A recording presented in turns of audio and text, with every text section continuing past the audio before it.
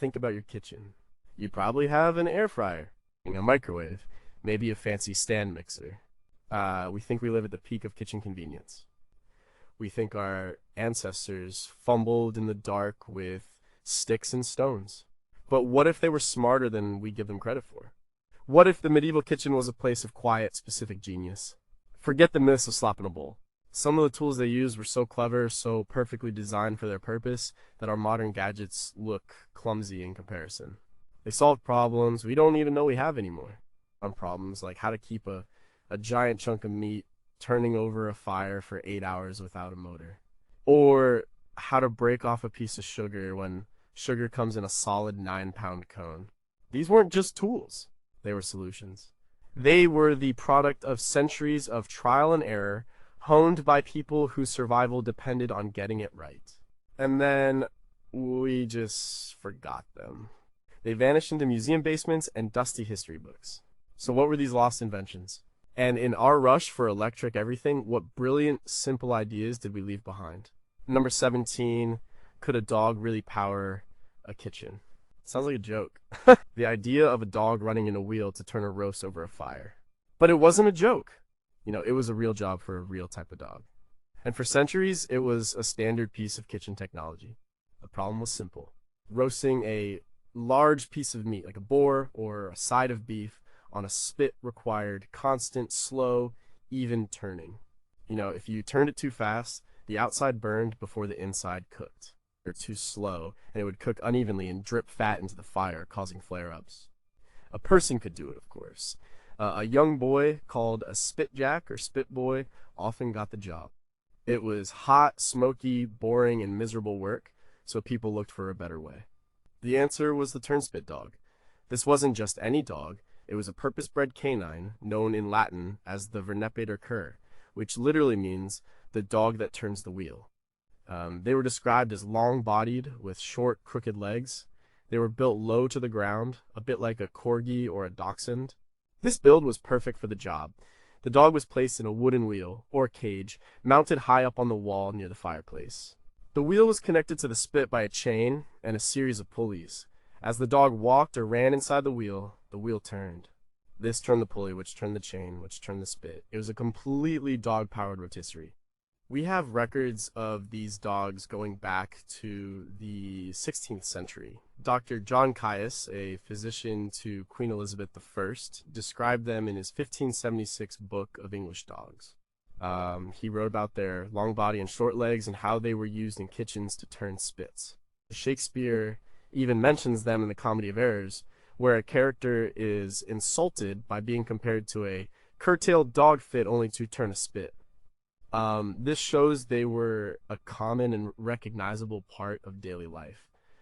The system was ingenious. It freed up a person from a terrible job. It also had a built-in feedback loop. If the fire got too hot, the dog would naturally slow down or stop, preventing the meat from burning.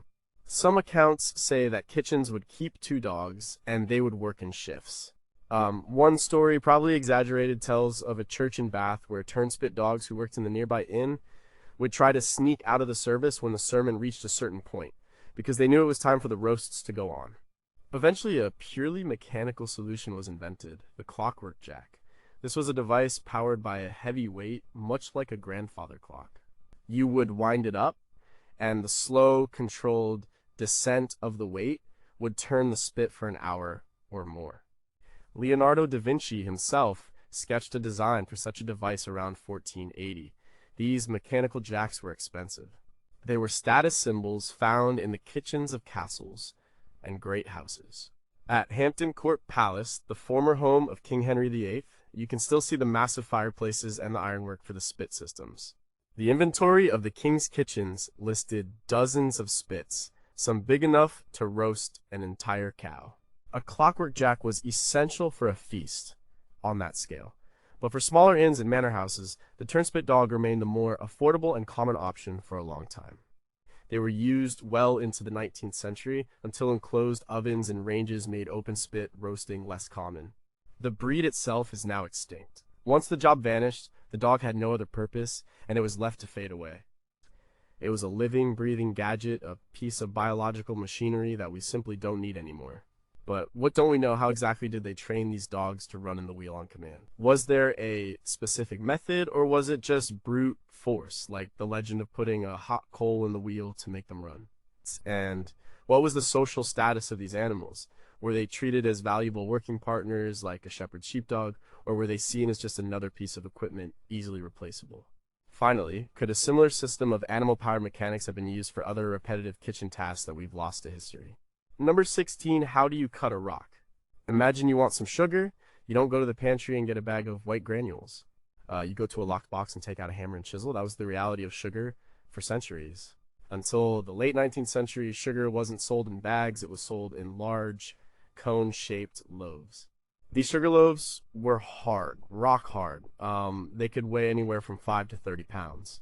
The sugar was refined by pouring the syrup into a conical mold and letting the molasses drain out the bottom. What was left was a solid, dense cone of sugar.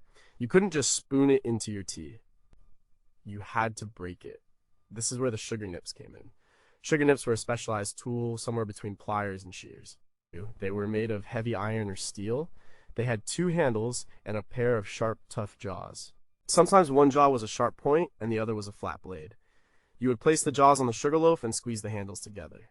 With enough force, it would cleave off a chunk of sugar. It was a brute force operation. After you broke off a lump, you still weren't done. The lump was then put into a mortar and pestle and ground down into a finer, more usable powder. Getting sugar for a cake was a multi-step, labor-intensive process. The design of sugar nips tells you a lot about the value of sugar. They were often kept with the sugar loaf in a locked wooden box called a sugar chest. Sugar was incredibly expensive, a luxury item on par with spices from the East. It was a status symbol used to show off wealth. The cost came from the labor-intensive process of growing sugarcane, primarily on plantations in the New World using enslaved labor, and then shipping it across the ocean to be refined in European cities like London or Antwerp. Because it was so valuable, you didn't want anyone just helping themselves. The lock and key and the specialized tool were part of the ritual of using this precious commodity. The nips themselves could be plain, functional iron, or they could be decorated with engravings and brass fittings, reflecting the status of their owner. We see sugar nips in household inventories and in paintings from the 17th and 18th centuries. At Dutch, still life paintings, for example, often showed the luxurious goods available at the time, and sometimes a sugar loaf and nips are part of the display. They were a common enough object in wealthy households that they were simply part of the kitchen landscape. Archaeologists have found them in the wreckage of ships, like the Mary Rose, Henry VIII's flagship that sank in 1545. This shows they were standard issue even for a naval vessel's supplies. The need for them only disappeared when technology changed. In the 1870s, innovators like Henry Tate and Abram Lyle in Britain developed methods for producing sugar cubes and granulated sugar on an industrial scale. Suddenly, sugar was cheap, easy to use, and available to everyone. The sugar loaf and the nips used to attack it became obsolete almost overnight. They went from being an essential kitchen tool to a curious antique. But what are the gaps in our knowledge? We know the basic function, but were there regional variations in the design of sugar nips across Europe? And what might those differences tell us about local sugar consumption or metalworking skills? How did less wealthy households, who might only afford a small piece of a sugar loaf, break it apart without a dedicated tool? Did they just use a hammer, and how much sugar was lost as dust in the process? And finally, are there trace elements or microscopic residues on antique sugar nips that could tell us more about the specific origin and chemical composition of the sugar they were used to cut? Number 15, could a waffle iron exist without electricity? When you think of a waffle, you probably think of a square, grid-patterned breakfast food made in an electric iron. But the idea of cooking batter between 2 hot patterned metal plates is very, very old. It goes back to the Middle Ages, and the tool they used was the wafering iron. A wafering iron looked like a very long pair of tongs or pliers, but at the end, instead of pincers, it had 2 flat, circular, or rectangular plates. These plates were hinged together. The inside of each plate was engraved with a design. It could be a simple grid pattern like a modern waffle, or it could be much more elaborate, a family crest, a religious symbol like a cross or a lamb, a floral pattern, or even a short verse. The process was straightforward, if a bit precarious. You would make a thin batter usually from flour, water, or milk, eggs, and a sweetener like honey. You'd heat the iron's plates directly in the coals of a fire until they were very hot. Then you'd pull it out, open the plates, pour a small amount of batter onto one plate, and quickly clamp it shut. The long handles were crucial.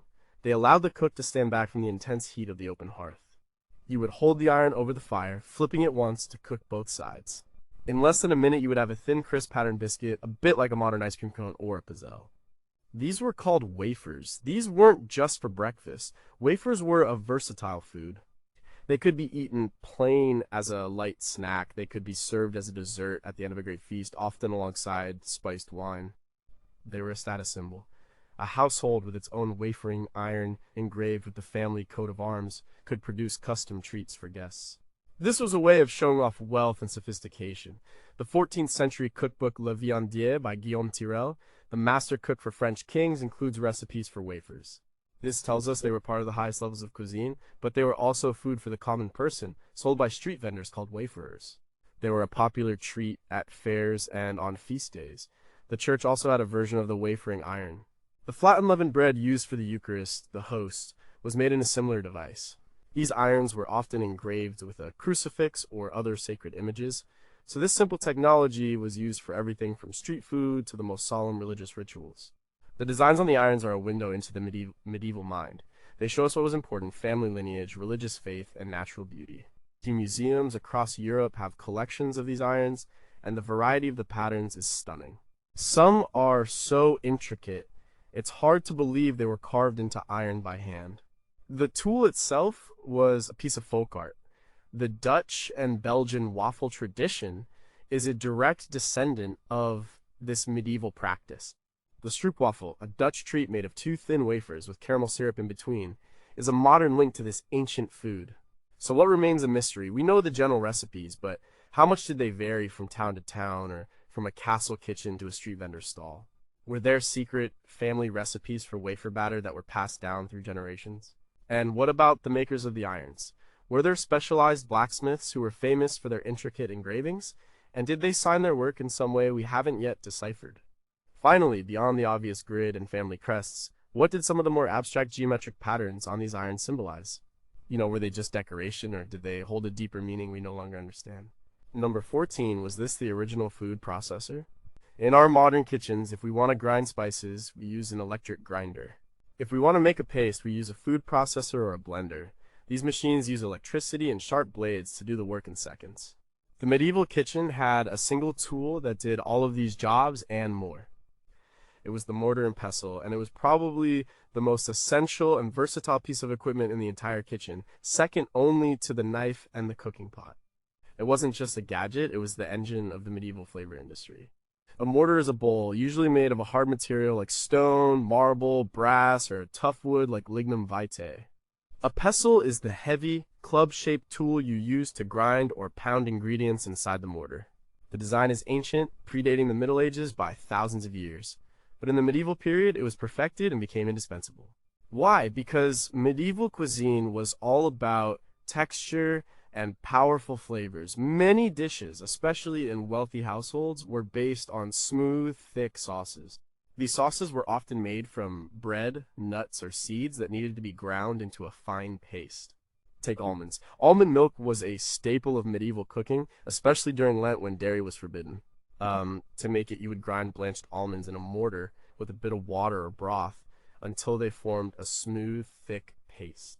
This paste was then thinned with more liquid and strained. This was a huge amount of work, all done by hand. A recipe from the 14th century English cookbook, The Form of Cury, for a dish called blanc mange, called for chicken to be cooked, shredded, and then pounded into a paste in a mortar with almond milk, rice flour, and sugar. The final dish was a thick, white, savory pudding.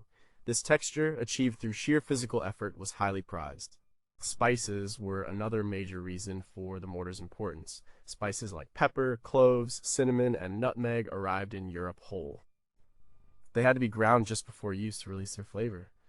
A mortar and pestle was the tool for the job. It didn't just cut the spices like a blade grinder does.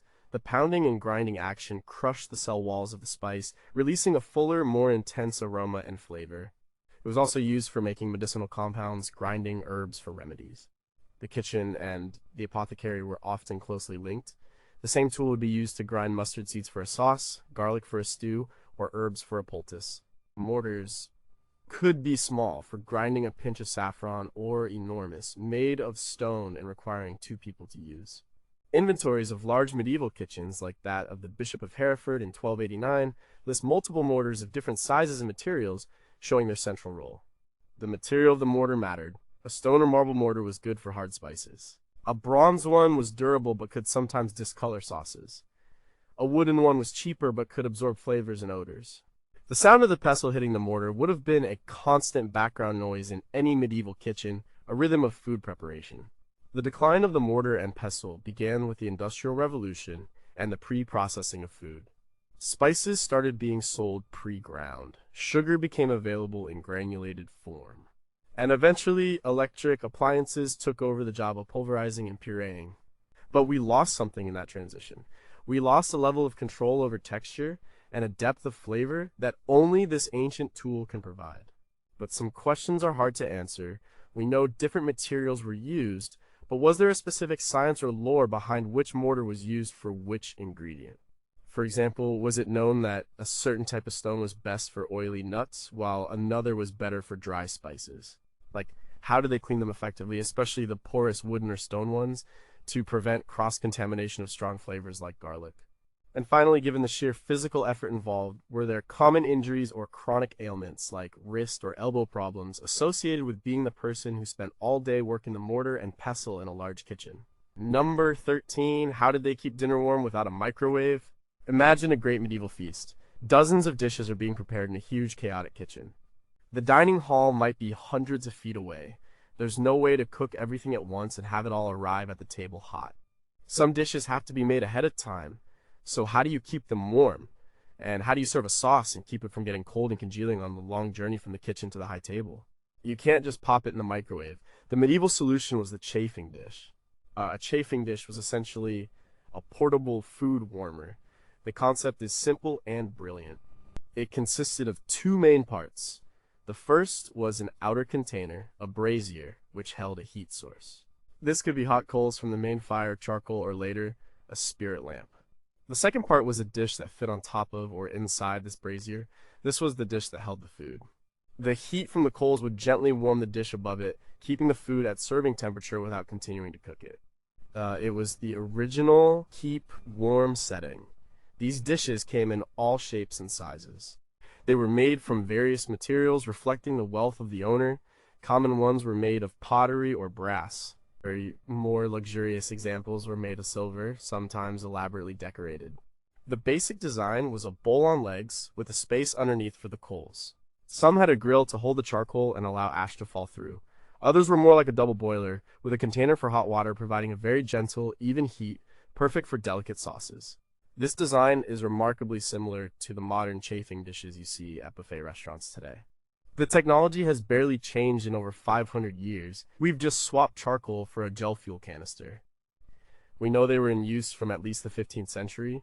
A book on household management from 1490, A Dire Cereal of Coqueret, mentions their use.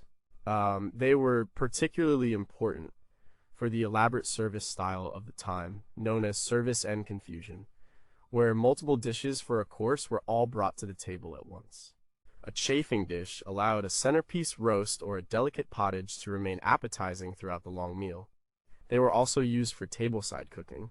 A recipe for a simple cheese fondue or a warm spiced wine could be prepared right at the table, adding a bit of theater to the dining experience.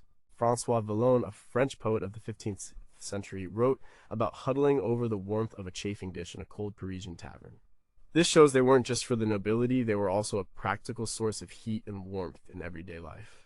The chafing dish represents a key shift in dining. It shows a growing concern not just with the taste of food, but with the quality of the dining experience itself. The desire to have food served at the correct temperature is a mark of a sophisticated food culture. It's a small piece of technology that bridges the gap between the raw heat of the kitchen hearth and the refined atmosphere of the dining hall. It was a simple, elegant solution to a fundamental problem of logistics and thermodynamics. It allowed for a style of service and a complexity of menu that would have been impossible otherwise. Yet, there are things we still wonder about. What was the preferred fuel for a high-end chafing dish used in a noble's dining hall? Did they use a specific type of charcoal that produced less smoke or odor than the common kitchen fuel? How did servants manage the risk of carrying what was essentially an open container of fire through a crowded, tapestried hall without causing an accident? And were there specialized recipes beyond simple warming that were designed specifically to be cooked from start to finish in a chafing dish at the table, and have those recipes been lost? Number 12. Did a medieval chef grill a burger?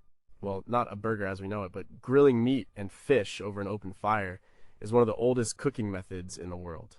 And the medieval kitchen had the perfect tool for it, the gridiron. A gridiron is exactly what it sounds like. It's a grid of iron bars held together in a frame with legs to stand it over a bed of hot coals. It's the direct ancestor of the barbecue grill in your backyard. The design was simple, but it was incredibly effective. The key to a gridiron was that it allowed you to cook with intense, direct heat from below.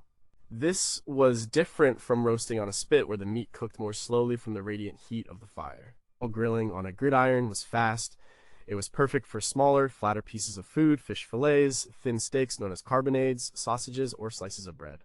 The iron bars would get screaming hot, searing the surface of the food and creating those characteristic grill marks. The fat would drip down into the coals, creating smoke that would rise and add another layer of flavor to the food. This is the same basic principle that makes modern barbecue so delicious. Gridirons came in various forms. The simplest was just a flat grid with 4 short legs. You would pull a bed of coals out from the main hearth onto the stone floor, set the gridiron over them, and start cooking. More complex versions had a long handle, so the cook could move it on and off the heat without getting burned. Some were hinged, designed to fold in half. You could place a piece of fish between the 2 grids, clamp it shut, and then flip the whole thing easily without the delicate fish breaking apart. This is the same idea as a modern fish basket for a grill. They were so common that they became a symbol. St. Lawrence, who was martyred in the 3rd century by being roasted to death on a gridiron, became the patron saint of cooks and chefs. The gridiron was his emblem. We find gridirons listed in countless medieval household accounts and inventories. The archaeological record is full of them. They've been found in castles, monasteries, and ordinary homes. Their simple, sturdy construction meant they lasted a long time. Cookbooks of the period are full of recipes for grilled foods. The Liber de Coquina, an Italian cookbook from the early 14th century, has recipes for grilling everything from eel to chicken. It was a fast and efficient way to cook, especially for smaller households that didn't have the massive joints of meat that required a spit. It was also a way to add variety to the menu. The smoky, charred flavor from the gridiron was a distinct and desirable taste. The gridiron was such a fundamental tool that it barely changed for centuries. It worked so well that there was no need to improve it. It only fell out of common kitchen use when the open hearth itself was replaced by the enclosed cast iron range in the 19th century. With no open bed of coals to set it on, the gridiron no longer had a place in the everyday kitchen. It moved outdoors, evolving into the modern barbecue. But for 1,000 years, it was a workhorse of the kitchen, a simple, brilliant device for applying fast, direct heat to food. But there are details we don't fully understand. How did cooks of the time precisely control the temperature? Was it purely by instinct, judging the heat of the coals by sight and feel? Or did they have techniques, like sprinkling water or salt, to manage flare-ups? We see different patterns of bars on surviving gridirons. Some are straight, some are wavy. Did these different patterns serve a specific cooking purpose, or were they just stylistic choices by the blacksmith who made them? Finally, in an era before non-stick coatings, how did they keep food, especially delicate fish skin, from sticking permanently to the iron bars? Was there a specific seasoning process for a new gridiron, similar to how we season a cast iron skillet today? Number 11. What did they do with all that fat? When you roast a large piece of meat over an open fire, a lot of fat renders out and drips down. You can't just let this fall into the fire. It would create a huge, smoky, dangerous flare-up. It would also be an incredible waste. Fat, or dripping, was a valuable resource in the medieval world. It was a source of calories, a cooking medium, and even a component for making candles or soap. So you needed a way to catch it. That was the job of the dripping pan. It was a simple but essential piece of equipment.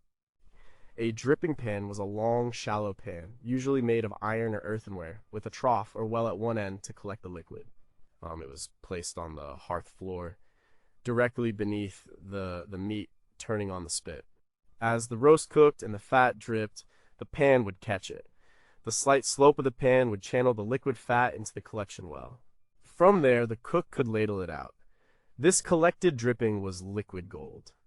It could be used immediately for basting the roast, spooning it back over the meat to keep it moist and help it brown. This is a technique we still use today when roasting a turkey, but its use went far beyond basting. The collected fat was a primary cooking fat for many other dishes. It was used for frying, for enriching stews, or for roasting vegetables. In a world without cheap, readily available vegetable oil, animal fat was king. The quality and flavor of the dripping varied depending on the animal. Beef dripping was highly prized for its rich flavor.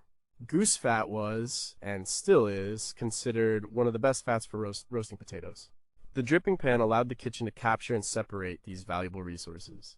Sometimes a smaller secondary dish would be placed in the dripping pan itself. This allowed other foods like bread or root vegetables to cook in the hot fat as it dripped from the meat, absorbing all the flavor. This is the origin of modern Yorkshire puddings, which were originally cooked in a pan of hot beef dripping. Dripping pans are mentioned in many historical sources. The household accounts of Dame Alice de Brienne from 1418 to 1419, which give an incredible insight into the running of a medieval English manor, list kitchen equipment that includes on long dripping pan of iron. They were a standard, non-negotiable part of any kitchen with a roasting hearth. Archaeologically, they are less common finds than other iron objects. Their shallow shape and constant exposure to heat and corrosive fat meant they often rusted away or broke. But we know what they looked like from manuscript illustrations, which often show detailed kitchen scenes, complete with a spit, a dripping pan, and a cook busily basting the meat. The dripping pan solved multiple problems at once. It prevented fires, it saved a valuable commodity. It enabled other forms of cooking, and it helped make the main roast more delicious. It's a perfect example of the medieval mindset of efficiency and lack of waste. Nothing was thrown away if it could be used. The decline of the dripping pan is tied directly to the decline of the open hearth. Once cooking moved inside an enclosed oven, the whole system of spits and drips became obsolete. Roasting in a modern oven, the fat just collects in the bottom of the roasting pan, a direct, if less elegant, descendant of the medieval dripping pan. But what don't we know for sure? How did they manage to separate the pure fat from the meat juices and other residues that also collected in the pan? Was there a specific settling or skimming technique that was common knowledge? Did the design of the collection well or spout in the pan vary in a way that suggests different methods for different types of fat? And finally, was there a trade in dripping? Could a large castle kitchen that roasted huge amounts of meat sell its excess dripping to smaller households, or to tradesmen like soap makers and chandlers? Number 10. How did they brown the top of a casserole? Imagine you've made a dish, something like a modern shepherd's pie or a creme brulee. You've cooked it, but you want that perfect browned, crispy top. In a modern kitchen, you'd use the broiler or a blowtorch. The medieval kitchen had no broiler. The heat in a hearth comes from below and the sides. So how do they apply intense heat from above? They used a tool called a salamander. A medieval salamander was not the amphibian. The name comes from the mythical salamander, a lizard that was believed to live in fire and be immune to flames. The tool was a simple, brutal piece of iron. It consisted of a thick, flat iron disc or plate attached to the end of a long handle. The cook would thrust the iron plate directly into the heart of the fire until it was glowing red hot. And then they would quickly pull it out and hold it just above the surface of the food they wanted to brown. The intense radiant heat from the glowing iron would scorch the top of the dish in seconds, creating a browned caramelized crust without overcooking the food underneath. This tool was essential for creating certain textures and finishes that were highly prized in medieval and later cuisine. It could be used to melt and brown a layer of cheese on top of a dish of baked pasta. It was famously used for giving creme brulee its signature burnt sugar crust. A layer of sugar would be sprinkled on top of the custard, and the red-hot salamander would be passed over it, instantly melting and caramelizing the sugar into a sheet of glass like candy. This technique is described in a 1691 recipe by the French chef François Massielot. But the tool itself is likely much older. It was the only way to achieve that specific effect. The salamander was a tool that required skill and nerve to use. You were handling a piece of metal heated to over 1,000 degrees Fahrenheit. The long handle was a necessity, but it was still dangerous work. You had to move quickly before the iron cooled down. You had to judge the distance perfectly, holding it close enough to brown the food, but not so close that you set it on fire. It was a tool for a confident, experienced cook. Because of its specialized nature, it was more common in the kitchens of the wealthy, where this kind of fancy finishing touch was expected. A simple peasant kitchen would have little use for such a device. We see salamanders in old kitchen illustrations and find them in collections of antique cooking equipment. Their form is starkly functional, a heavy business end and a long handle to keep the user safe. There was no need for decoration, only utility. The salamander represents a desire for culinary refinement. It shows that medieval chefs were not just concerned with cooking food until it was edible. They cared about presentation, texture, and the complex flavors created by processes like the Maillard reaction and caramelization. They were pursuing a level of culinary artistry that required specialized and sometimes dangerous tools.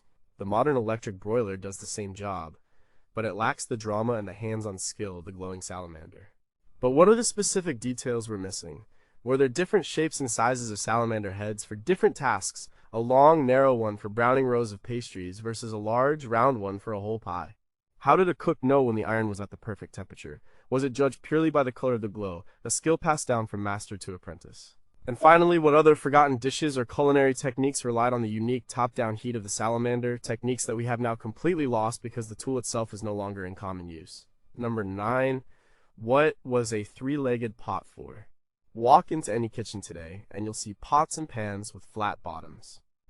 They are designed to sit on a flat surface like a gas burner or an electric stovetop.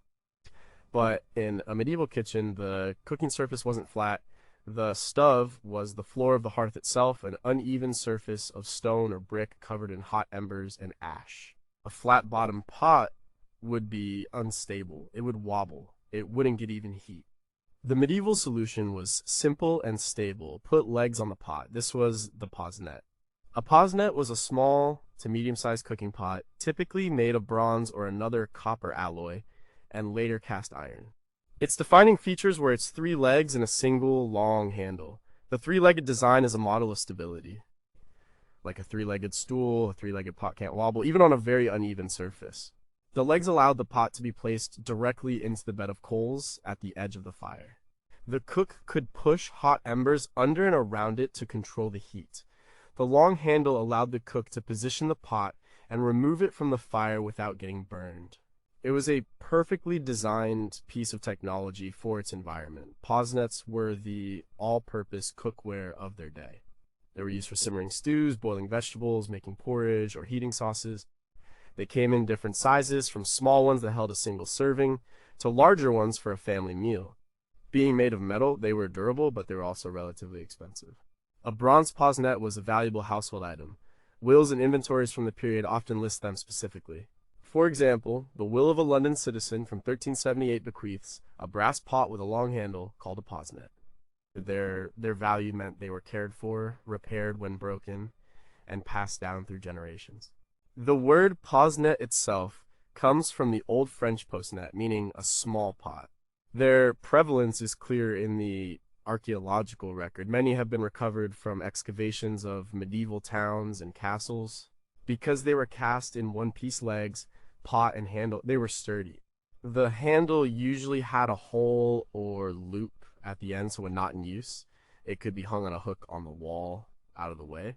This was a complete self-contained cooking system. It didn't need a separate stand or hook. It just needed a patch of hot coals. This made it versatile. It could be used in a grand castle kitchen or by a traveler cooking over a small campfire. The posnet disappeared for the same reason the gridiron did the invention of the flat-topped cooking range. When stoves were introduced in the 18th and 19th centuries, they provided a flat, hot surface. Legs on a pot were no longer an advantage, they were a hindrance. The flat-bottomed saucepan took over, and the 3-legged posnet became a relic. But for centuries, it was the answer to the question of how to cook directly in the embers of a fire. It was a simple, stable, and enduring design. But there are still things to ask. The handles are always long, but they come in different cross sections. Some are round, some are faceted. Did these different handle designs correspond to different manufacturers, regions, or was it just a blacksmith's artistic choice? We know they were used for simmering, but could the three-legged design also be used for a form of primitive pressure cooking by packing wet clay around the lid? And finally, the legs are always three for stability.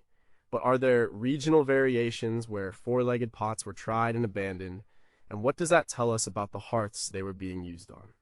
Number 8, why did a frying pan need legs? Just like the posnet, the skillet of the Middle Ages was adapted for its environment. A modern skillet or frying pan has a flat bottom and a handle. You place it on a burner. But if your burner is a pile of burning logs and hot coals, a standard frying pan is useless. You could try to balance it on the logs, but it would be incredibly unstable and dangerous. The medieval skillet solved this problem in the same way the posnet did. It had legs. A medieval skillet was a shallow, flat-bottomed pan, usually made of cast iron, with 3 legs and a long handle. It was essentially a frying pan on a tripod. This design allowed it to be placed directly over or in a bed of hot coals. It was a versatile tool used for frying eggs, searing meat, or cooking flatbreads. The cast iron construction was key. Iron holds heat well and distributes it evenly, making it ideal for frying. The long handle, often with a loop for hanging, allowed the cook to maneuver the hot, heavy pan from a safe distance. This design was so practical that it endured for centuries. Skillets like this were a cornerstone of cooking from the Roman period right through to the 19th century. They were particularly common in colonial America, where hearth cooking remained the standard long after it had started to be replaced in European cities. They were a vital piece of equipment for any household. They were used for the daily preparation of meals. The image of a pioneer woman frying bacon in a 3-legged spider skillet over the hearth is a classic piece of Americana, but the tool itself has deep medieval roots. We find references to them in texts and see them in illustrations. The famous Bayeux tapestry, which depicts the Norman conquest of England in 1066, has a scene showing a field kitchen. In it, cooks are preparing a meal over an open fire, and one of them is using a long-handled, 3-legged pan. This is one of the earliest clear depictions of this type of cookware in use. It shows that this was a fundamental piece of military and domestic equipment. It was portable, durable, and perfectly suited for its purpose. The advantage of the skillet over a deeper pot, like a posnet, was its wide, shallow surface. This was for cooking methods that required fast, high heat, like frying. The separation between the fire and the food was minimal, making for very efficient heat transfer. It was the medieval equivalent of a stovetop burner turned to high. The evolution away from the legged skillet was, once again, driven by the change in the stove. As flat-topped ranges became common, the legs became unnecessary. The design evolved into the flat-bottom cast iron skillet we know today, but the material and the basic function remain unchanged. But questions persist. The length of the legs on surviving skillets varies. Did shorter legs mean it was intended for use in shallow embers, while longer legs were for setting it over a small fire? Was there a specific type of wood or charcoal that was preferred for skillet cooking to avoid giving the food a sooty or unpleasant flavor? And given the direct, intense heat, how did cooks manage to avoid burning food, especially with a material like cast iron, which retains heat so strongly? Were there techniques for seasoning the pan with fat that made it less prone to sticking, much like today? Well, number 7, how did they start a fire without a match? A medieval kitchen fire wasn't something you lit for an hour to cook dinner and then turned off. The hearth was the heart of the kitchen, and it was often kept burning continuously, day and night. But sometimes it did go out, or a new fire needed to be started, and you couldn't just flick a lighter or strike a match.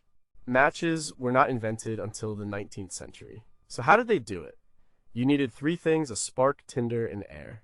The tool for providing the air was the bellows. A bellows is a simple mechanical device for delivering a strong, directed blast of air.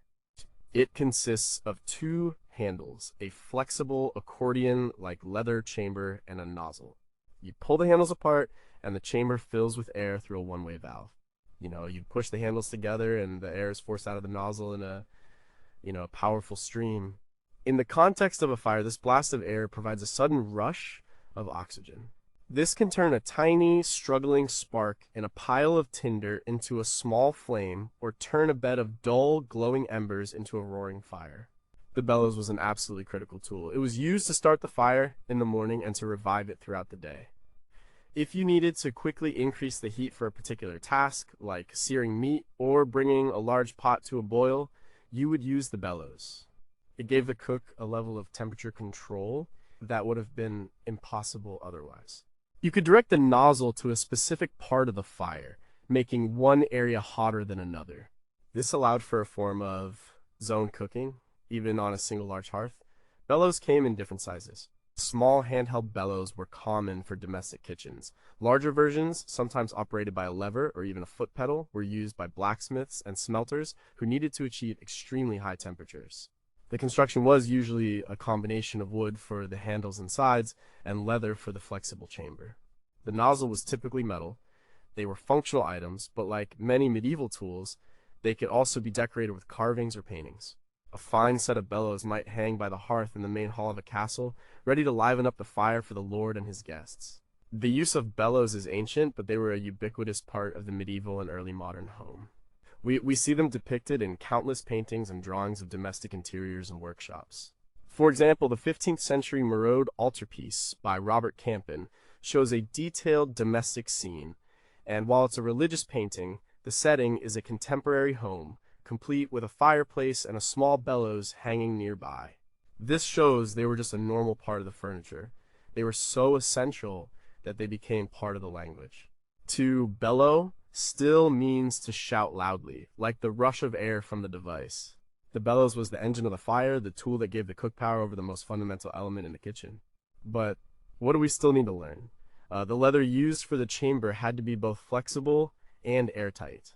Was there a specific type of animal hide or a particular tanning process that was considered the best for making bellows? How often did they need to be repaired or replaced? And was there a specific guild of bellows makers? And finally, were there alternative, non-mechanical methods for directing air onto a fire that were used by poorer households who couldn't afford a proper bellows? Did they use blowpipes made of reeds or hollowed out branches, and how effective were they? Number 6, how did you get a single piece of meat out of a giant pot? Picture a massive cauldron hanging over a fire. It's filled with boiling water or a simmering stew. Inside are dozens of pieces of meat, bones, and vegetables, all cooking together. This was the reality of the pottage, the perpetual stew that was a staple of the medieval diet. Now, you need to get one specific piece of meat out of that bubbling, steaming pot. You can't tip the pot over, it's too big and heavy. A spoon won't work well for grabbing a solid chunk. You need a tool to reach in and securely snag what you're after. That tool was the flesh hook. A flesh hook was a long-handled tool with 2 or 3 sharp, curved metal prongs at the end. It looked a bit like a giant's fork or a small trident. It was made of iron and was designed for one primary purpose, pulling pieces of meat out of a cooking pot. The long handle, which could be several feet long, kept the cook's hands and arms away from the boiling liquid and the steam. The sharp prongs could be used to pierce a piece of beef, a chicken, or a hunk of salt pork and lift it cleanly out of the pot. This was an essential tool in any kitchen that did large-scale boiling or stewing, which was nearly all of them. The one-pot meal was a cornerstone of medieval cooking for both rich and poor.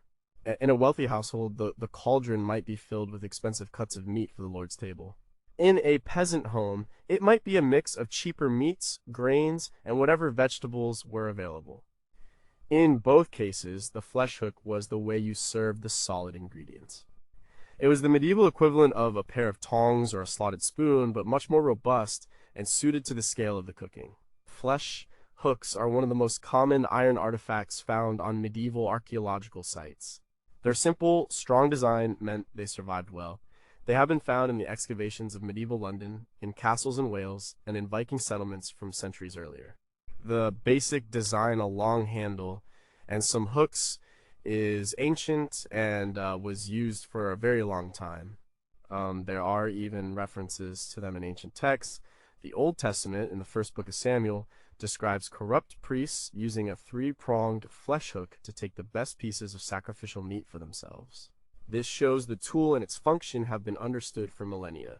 The flesh hook wasn't just for serving. It could also be used to check if meat was cooked through by probing it to see how tender it was. And it could be used to reposition items in the pot to ensure even cooking. It was a simple tool, but it was a multi-purpose extension of the cook's hand, allowing them to safely and effectively manage the contents of a large, hot, and dangerous cooking vessel. The decline of the flesh hook came with the decline of cauldron cooking. As cooking methods shifted towards smaller pots on stoves and roasting in ovens, the need for a long-handled tool to fish meat out of a giant communal pot faded away. But there are questions that remain. We see variations in the number and shape of the prongs. Some have two, some have three. Some prongs are sharply curved, others are more open. Did these different designs have different specific uses? Was a two-pronged hook better for poultry, while a three-pronged one was better for large chunks of beef? How are the handles attached? Were they welded, or was the iron socketed into a wooden handle that has since rotted away on most archaeological examples? And finally, did the flesh hook have any secondary non-kitchen uses? In a pinch, it looks like it could have been a formidable weapon. Was it ever used for household defense? Number 5, how did they make pies look so fancy? Pies were a huge part of medieval cuisine, but they weren't always the sweet dessert pies we think of today. Most medieval pies were savory, filled with meat, fish, or cheese. The crust, called a coffin, was often a thick, sturdy pastry case designed to be a cooking vessel as much as a part of the meal. For the wealthy, the presentation of food was incredibly important. A pie wasn't just a pie, it was an opportunity for artistic expression. They wanted the edges of the pie to be decorated. The tool they used for this was the pastry jigger. A pastry jigger, or pastry wheel, is a small tool with a handle and a rotating wheel at the end. It's used for cutting and decorating pastry dough. The medieval version was often made of wood or bone, with a small, fluted or patterned wheel. The cook would roll this wheel along the edge of the pie crust before baking. This would trim the excess dough, and at the same time imprint a decorative crimped pattern onto the edge. It was a quick and easy way to give a pie a professional, finished look. This small touch of decoration made a big difference. At a feast where dozens of dishes were presented, visual appeal was everything.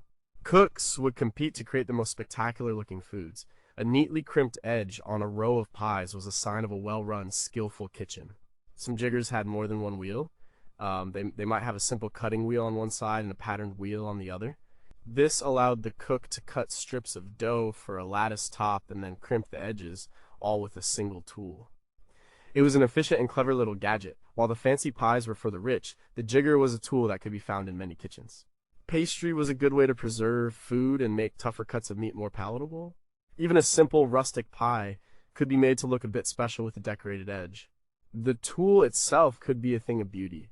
While many were simple, functional objects, some surviving examples, often made of bone or ivory, are intricately carved. They were personal tools, valued by the cook who used them. It's the kind of tool that would be passed down from a mother to a daughter or a master cook to an apprentice. The pastry jigger never truly disappeared, it just evolved. You can buy a modern version in any kitchen supply store today, usually made of plastic or stainless steel.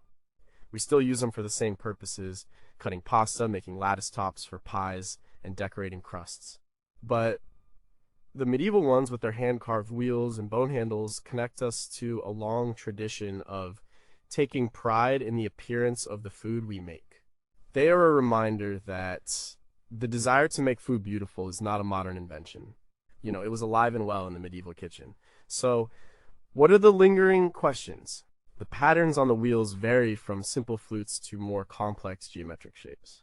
Do these different patterns have any regional or cultural significance? Was a certain pattern associated with a particular type of pie, for example, a fish pie versus a meat pie? And what were the very earliest pastry jiggers made from? We have examples in bone, but is it possible they were first made from something more perishable, like wood, and we've simply lost all the evidence of their origins?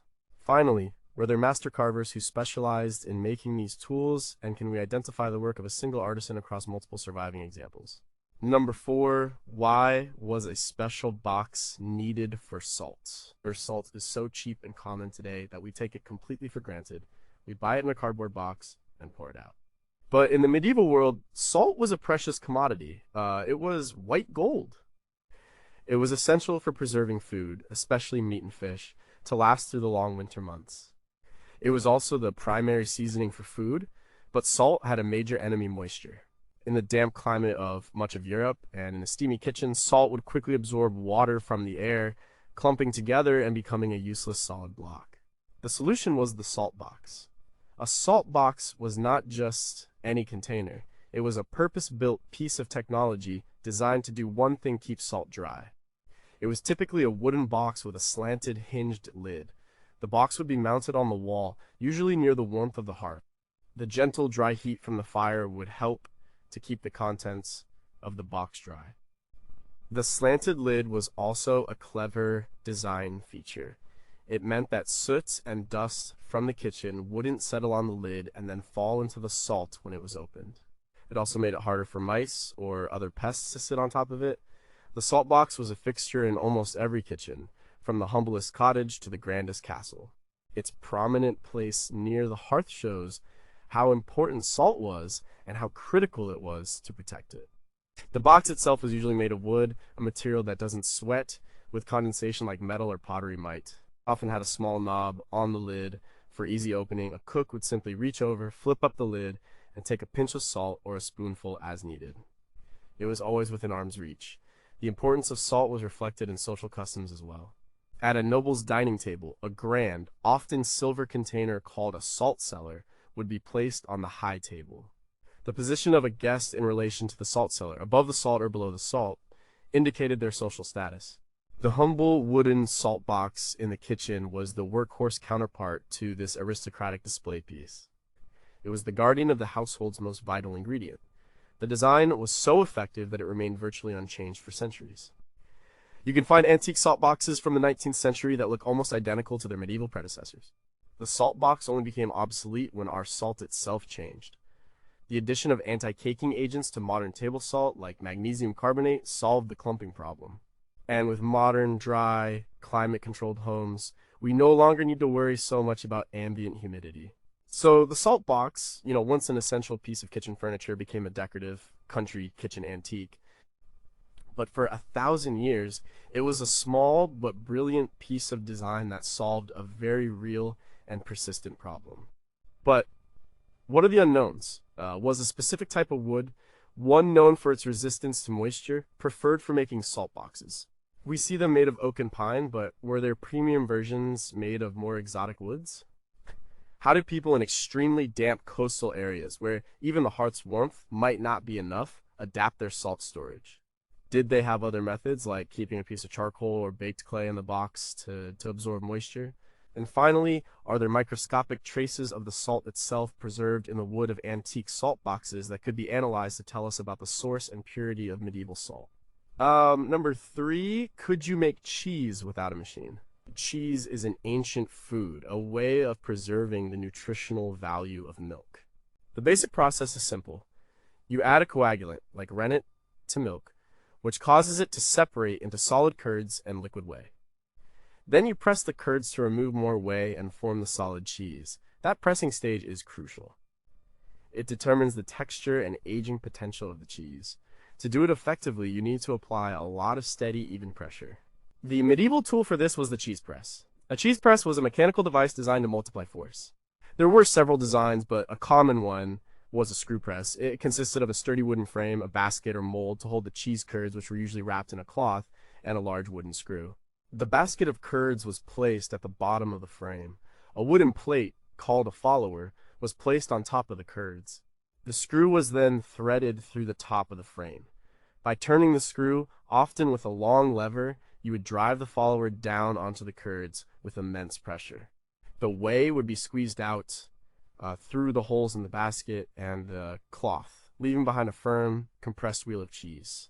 This was a serious piece of equipment. It was a machine. It required knowledge of woodworking and mechanics to build. It was typically found on farms, in monasteries, or at manors, anywhere that had enough livestock to produce a surplus of milk. Monasteries, in particular, were major centers of cheese making. Monks had the time, the resources, and the record-keeping skills to perfect cheese recipes over generations. Famous cheeses like Parmesan and Roquefort have their origins in medieval monastic traditions. The cheese press was central to this production. Another design was the lever press. In this version, a long, heavy wooden beam was hinged at one end to a wall or a post. The basket of curds was placed under the beam. A heavy weight, like a large stone, was hung from the far end of the beam.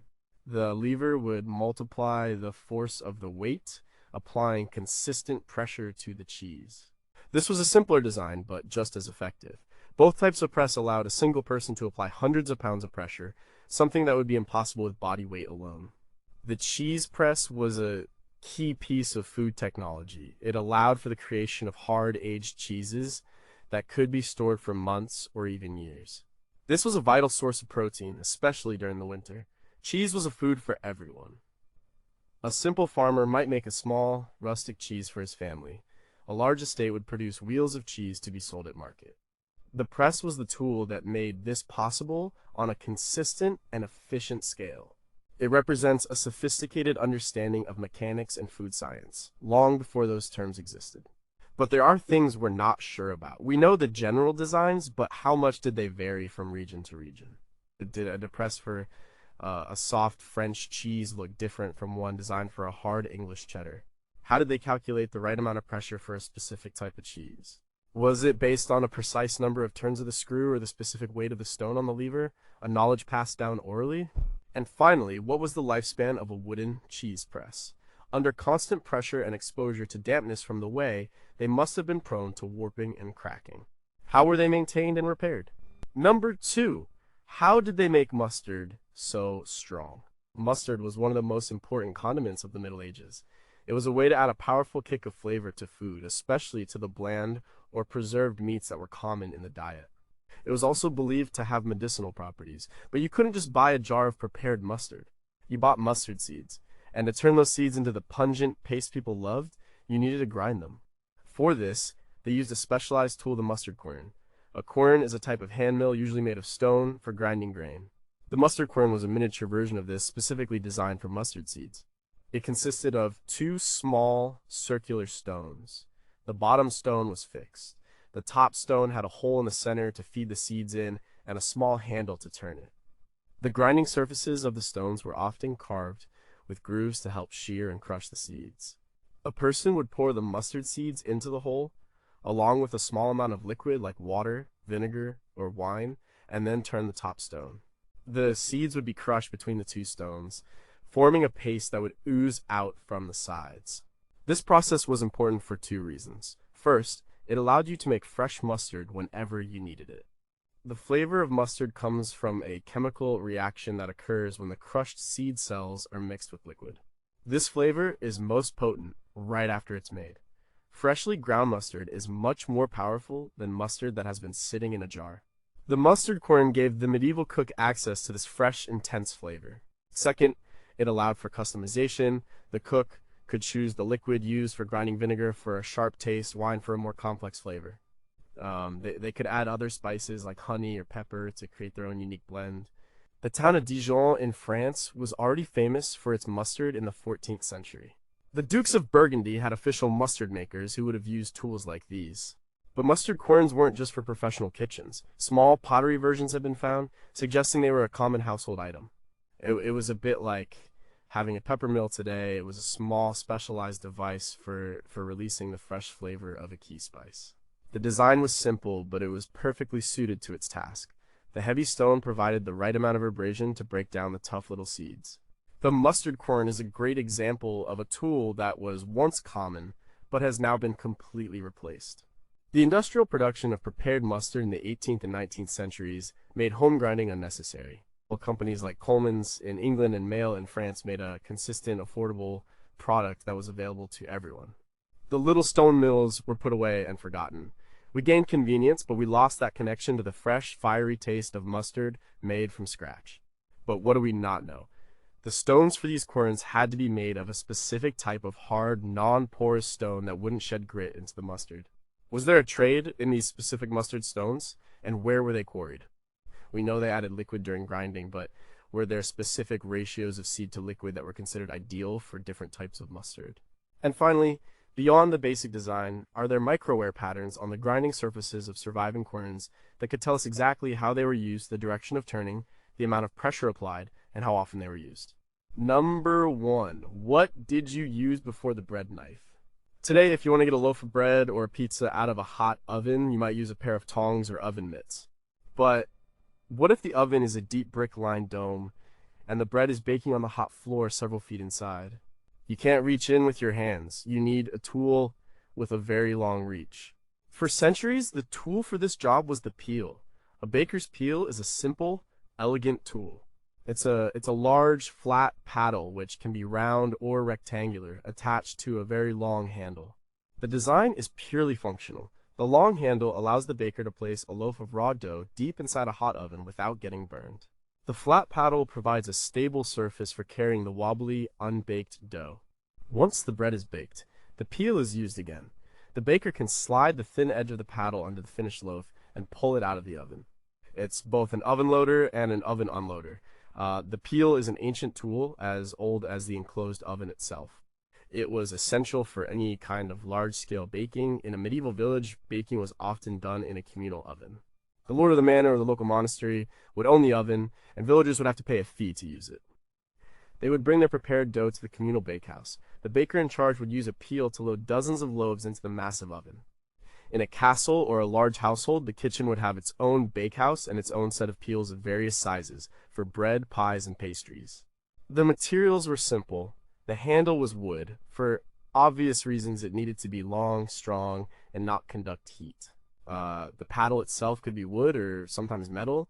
The name peel comes from the French word pelle, which means shovel, and it's easy to see why. It looks like a flat-bladed shovel. Using a peel effectively requires a surprising amount of skill. You need a good sense of balance and a steady hand to slide a heavy loaf of dough off the paddle and onto the oven floor in exactly the right spot. A light dusting of flour or cornmeal on the peel helps the dough slide off easily, a technique still used by pizza makers today. The peel is one of the few gadgets on this list that has not been forgotten. It is still in use. Anyone who has worked in a traditional pizzeria or an artisan bakery knows the peel. The design has remained almost completely unchanged for over 1,000 years because it is a perfect solution to a specific problem. It is a testament to the idea that sometimes the simplest design is the best design. It doesn't need a motor or a computer chip. It just needs to be a paddle on a long stick. It worked in a Roman bakehouse, it worked in a medieval castle, and it works in a Brooklyn pizzeria today. It's a tool that has achieved a kind of design immortality, but even with this familiar tool, there are questions. The paddles come in different shapes, some round, some square. Was this purely for different shaped loaves? Or did the shape affect the aerodynamics and balance of the tool itself, making one shape better for a quick flicking motion? How did bakers in different regions adapt the design? Did a French baker making long baguettes use a differently shaped peel from an English baker making round cottage loaves? And finally, what was the user interface of the communal oven? How did a baker keep track of whose loaf was whose in an oven filled with 50 identical-looking lumps of dough?